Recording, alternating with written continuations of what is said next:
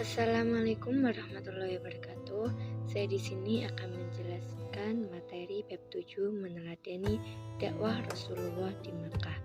Yuk sekarang kita ke materinya. Sejarah dakwah Rasul di Makkah. Perjalanan dakwah Nabi Muhammad SAW tentu jauh dari kata mulus. Banyak rintangan dan cobaan yang dilalui Rasulullah selama berdakwah. Bahkan penolakan berupa hinaan dan celaan dari kafir Quraisy telah beliau dapatkan. Waraqah bahkan mengingatkan Rasulullah untuk berhati-hati. Ia berkata, pastilah kaum Muhammad akan didustakan orang, akan disiksa, akan diusir dan akan diperangi kalau sampai pada waktu itu aku masih hidup. Pasti aku membela yang dipihak Allah dengan pembelaan yang sudah diketahuinya pula. Namun, semua itu dilalui Rasulullah dengan sabar dan tawakal. Rasulullah berdakwah selama 23 tahun sampai akhir hayatnya dari 23 tahun masa kerasulannya.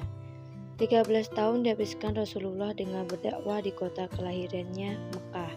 Sedangkan 10 tahun sisanya dihabiskan dengan berdakwah di kota Madinah. Dalam 3 tahun awal masa dakwahnya di Mekah, Rasulullah berdakwah dengan cara sembunyi-sembunyi. Ia mendakwahi beberapa orang terdekatnya yang diyakini bisa merahasiakan pesan yang dibawanya.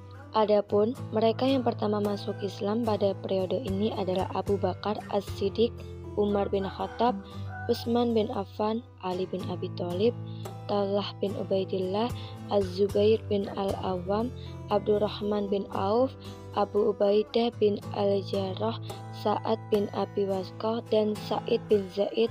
Orang-orang ini kemudian mendapat julukan As-Sabiqun Al-Awwalun, yaitu orang-orang yang pertama masuk Islam. Sejarah dakwah Nabi Muhammad selama 23 tahun di Mekah dan Madinah. Al-Quran, wahyu yang diturunkan kepada Rasulullah melalui malaikat Jibril. Nabi Muhammad terus melakukan dakwah secara sembunyi-sembunyi sampai kemudian turun wahyu Allah SWT surat Al-Hijrah ayat 94 yang berbunyi Fasti' bima tuwaru wa arid anil musyrikin.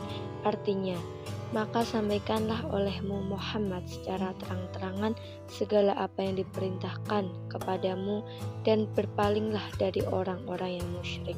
Nabi Muhammad kemudian melakukan dakwahnya secara terang-terangan.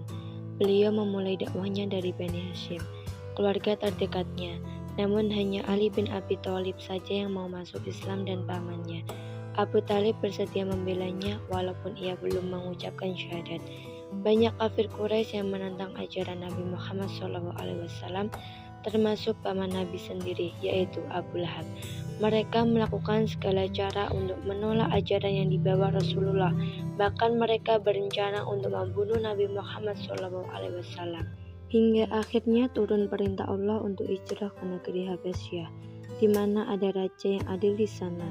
Raja itu disebut-sebut tidak akan membiarkan rakyatnya ditindas dan dianiaya. Namun kemudian turun lagi perintah dari Allah untuk hijrah ke kota Madinah. Kemudian Rasulullah beserta para sahabatnya hijrah ke Madinah dan membangun Masjid Quba. Masjid ini dijadikan sebagai tempat sholat dan tempat menyusun tugas-tugas dakwah.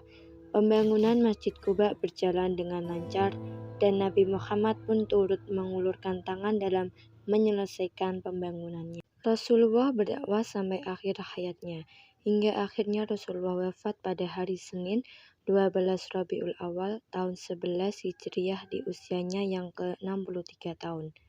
Semua perjuangan Rasulullah telah membawa Islam dari zaman jahiliyah menuju peradaban Islam yang cerah.